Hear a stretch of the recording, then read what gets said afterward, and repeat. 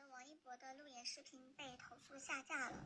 然后看他的粉丝和团队这段时间花式洗地，而且还有各种的造谣、辱骂、网暴。我本来打算一笑而过的，但是我今天点开这个热搜，我实在忍不住了，直接掏出手机开录。而我觉得录视频非常慢，但我都不想搞的。但是有些话真的不吐不快，就是王一博和他的公司，还有他粉丝的很多操作，真的是恶臭，就很恶心。大家最近应该看了很多的那种老物料，然后发现了一些很新奇的东西，但是其实还有很多都没有被挖出来。不知道是不是王一博的团队出的主意？他们现在洗地的方向就是把这个焦点模糊到一个学历歧视的问题上，就是去引导群体啊人群的对立，然后就说啊你们瞧不起王一博，就是瞧不起学历低的人。首先，王一博他不是一个素人，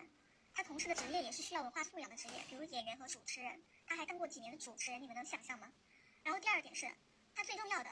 不是说学历问题，而是他的态度问题。他在2017年的时候，我现在放这张图片，就是他当初写的《大话西游》的游，他就不会写。然后你们再看一下这一行前面几个字，你的作品《大话西游》，他当时拍了一部烂电影，然后演的是孙悟空吧，《大话西游》是他作品名字里面的字，这是17年，然后19年依然不会写游字，而且那个到此一游是《陈情令》里面的一个重要的情节，他不会写。除了这个游字以外，就是当时就已经小出圈了一波。他本人不是还道歉了吗？他红之前写错了没有道歉，他红之后就为了流量嘛，然后就道歉了。我觉得真的非常的搞笑。你要真正的道歉的话，你在17年不会写的时候，你就应该回去把这个游字抄1万遍了。就除此以外，我最震惊的是，他演完《蓝忘机》不会写蓝字。我可能我以前其实看完《陈情令》，我是粉过他一段时间的。我当时知道这个事情后，我就直接脱粉了，所以我的印象非常深刻。因为当时出圈的是游字嘛，因为他写错了。当时主持人其实还叫他写蓝忘机3个字，他只写了忘机2个字，他没有写蓝，他非常的聪明，因为他知道写错了，就这个事情会比游字更严重。那我当时为什么迅速的就脱粉了？因为一切的洗地理由都没有办法说服我了，什么去韩国训练呀，什么提笔忘字啊，这个完全没有说服力嘛。这个一个真正的就是想好好演戏、态度又端正又敬业的演员，他的剧本基本上都会做非常多的注解，而且都是翻的非常的旧的。但你的剧本，你没有看这个蓝字1万遍，你也看了1000遍吧？你居然不会写，那不就是说明你根本就没有好好看剧本吗？而且对于年轻的演员，我是可以接受就是演技不足的，我是看重态度大过于他的实力，因为我觉得实力是可以通过时间来提升的，就是态度这个问题，我真的无法接受。就你他妈演完蓝忘机，你不会写角色名，而且这个真的就是可以载入史册的一个行为。我从来没有见过一个演员居然可以草包到如此地步，可以傲慢到如此地步。所有的所有，无论他的公关的团队多么厉害，就是去打造他，或者是去搞他的对手多么的厉害，就这么一件事情，我基本上就已经黑白分明了。当你觉得他很烂的时候，其实他烂的还要再超出你的想象。他的人设真的非常多。我觉得他的团队给他附加了多少人设，其实就是为了掩盖他身上的很多东西。他的人设有多少，他烂的点就有多少。比如说那个摩托车的人设，我记得他以前拿过冠军，当时粉丝的说辞是：我们家王一博真厉害呀，说一年到头那么忙，也就训练个10来天就可以拿冠军呢。然后当时居然没有人觉得有问题。觉得在世界上很多那种天赋特别好的天才，他背后他比一般人的还要努力，他真的付出了巨大的努力和艰辛，他才能够捧起奖杯。你王一博他妈的是千年难遇吗？难道一年到头训练个10天就能拿冠军？你觉得我会信吗？这背后真的没有猫腻和黑幕吗？我反正觉得这种人是立不久的，一定会翻车。后来他就真的翻车了，在一次比赛的时候就直接摔了下来，当时是2个人一起摔的，另外一个人叫胡通明，他当时摔完之后他就非常的愤怒，他就把那个胡通明骂了一顿。在现场的时候，就媒体的记者对那个镜头对着的时候，他就骂那个胡通明说操你妈什么的，就这些脏话。然后呢，他的公关团队也迅速的打了一套组合拳。第一个是当时网上有一段视频说他摔车了之后，胡通明的队友们欢呼雀跃。其实那一段视频是移花接木的，根本就不是那一场比赛。他们就是为了就是引导网友们觉得胡通明和他的队友们素质非常的差，想让这个风向导到他这边来。第二个就是去网暴胡通明，把所有的责任都推到胡通明的身上。当时他的粉丝骂了胡通明几万条，然后还在线下去划烂别人的车。但是事实是，胡通明根本就没有责任。无论是赛车手里面的一些玩车的专业人士也好，还是后来的协会的判定，说那个胡通明就根本就没有问题。然后第3个就是当时王一博自己发了微博，还转发了，就很激动嘛，就他老喜欢说什么邪不压正，谁在黑他，然后当时他直接发了一条说我的粉丝不要替我骂。然后还说了什么别人没有，就类似于说体育精神之类的词汇。然后当时那个肖战他不是也是处在那个舆论的风口浪尖嘛，当时说了这个我的粉丝不要替我骂之后，就很多的他的那个阵营的营销号啊，就把那个风向段，就把那个焦点模糊到去骂肖战，说肖战又有什么粉丝之类的问题啊，说他就是踩着肖战又立了一波人设去博好感了。就是一件明明是他自己摔车了，他自己的问题，结果挨骂的全都是别人。就是我觉得他这个公关真的是非常的牛逼的。但是他的公关再牛逼，他也瞒不住车圈的那些人。就是自从20年摔车之后，他2年都没有立摩托车人设了，就是没有再去比赛过。我觉得，因为很多人都出来，就是那种专业的人士都出来喷他，但虽然这些就已经全都被压下来，就网友是看不见的。然后后当时摔车的时候，就也形成了一个鲜明的对比，就是那个胡同迷摔了之后，他立马就把自己的摩托车扶起来，就接着跑。但是王一博他的车绝对是比别人好很多，我估计到上百万的那种，他直接把他的车啪一下摔在地上，然后非常生气的就走了。很多玩车的人他也是非常爱惜自己的车的，就他又是一个态度的问题，就他这个态度，他还好意思立什么赛车手的人设？还有一个就是他假车的问题，几年前我就知道他也是会翻车的，就他假车已经很多次，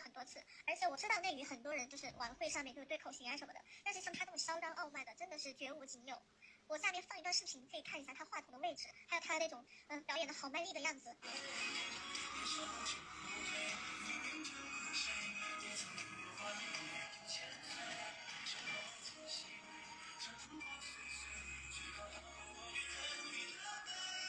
这个视频还是他粉丝自己发的，已经经过了处理的视频。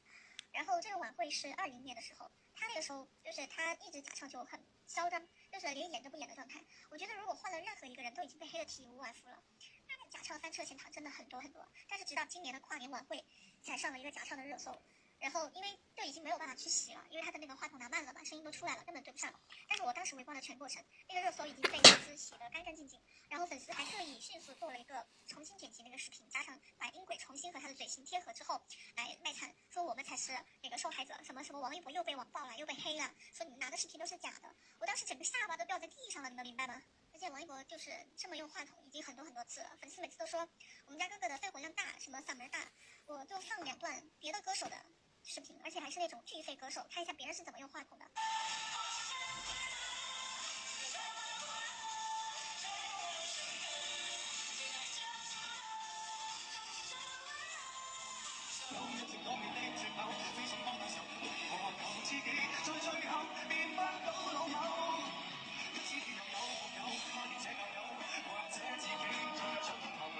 然后再看一下王一博那个轻松的状态，还有他这个话筒拿的方式，其实根本就不可能收到他的声音的。然后为了避免粉丝又说什么设备差异、场地差异，那我再放一段当时同一场活动别人唱的歌，看一下别人拿话筒的方式以及现场的那种音效的效果。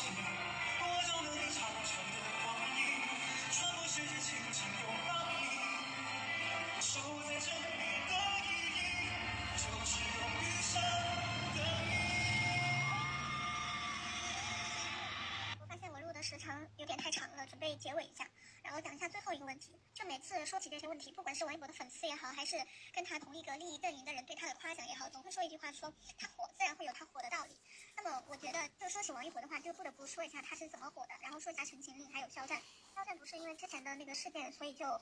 比较沉寂和低调了嘛，但是王一博好像也没有放过他。王一博之前立的都是一些什么人设呢？都是摩托车呀、滑板呀、什么酷盖呀，他跟话剧一点都不沾边的。他为什么要突然在《天天向上》里面来了一段话剧呢？就原因还不是为了卖腐。因为当时肖战他已经提前训练了大半年，就是王一博的团队应该都把他要穿什么衣服都全部打听清楚了，然后就给王一博做了一模一样的造型在《天天向上》上面。而且最搞笑的是，真正的话剧是脱稿的嘛，就是你在现场你要说什么，你是没有提词器的。当时王一博手里面拿了几张纸，是他在那个节目上照着念，我真的要笑死了。他这种就是打听好肖战的动向，然后无论如何都要跟肖战沾一点边，然后让 CP 粉来磕的这种事情，实在是太多了。我发现了这么一件都是以小见大。但是神奇的地方就在于，前几年的风向是肖战才是炒这个 CP 的幕后黑手，他是一直在卖腐的人。然后最近好像有些人看清了就是王一博的真面目之后，才反应过来，好像事情不是这个样子。就像我前面说的，就是写错字、翻车、假唱，还有卖腐，都是他自己的主动选择，没有人逼他，没有人去迫害他。但是他的粉丝每次发生这种事情之后呢，他的粉丝不是说觉得王一博有什么问题，他们的第一时间就是会去骂肖战，他们觉得这一切都是肖战的错，就是我都不知道这个脑回路好像形成了一个条件反射，就会让人觉得他这个粉群已经是非常的莫名其妙。但是你再看一下王一博本人，就会明白他的粉丝为什么是那个样子。比如说他的无名文盲视频大出圈，他的那个在电影里面的表现，就那个脸非常的丑，非常的肿，而且他从头到尾就基本上就只有一个表情，然后导演叫他怎么做他就怎么做，就像个提线木偶一样。然后他在路演的时候还说，他说什么是别人黑他，说什么邪不压正，就是和他的粉群的这个特性是一模一样的。他所有做的这些东西，他都觉得不是他自己的过错，是别人在黑他。然后他的粉丝就会以这种仇恨的心态去搞别人，去栽赃陷害别人。其实这个把他的粉丝的那些就是造谣栽赃的那些东西，我都看了几年了。我我觉得前几年就很多人是真的被蒙蔽了，就觉得好像什么肖战是欺负他的那种人，我觉得真的太搞笑了。就你看一下《陈情令》的这个剧吧，我觉得一切东西其实你在《陈情令》里面，包括那个时候的花絮都可以看到，肖战他才是被欺负的那一个。这个是《陈情令》正片里面的，就是《陈情令》，我不知道当时很多人看有没有那种感觉，就是他那个滤镜好像是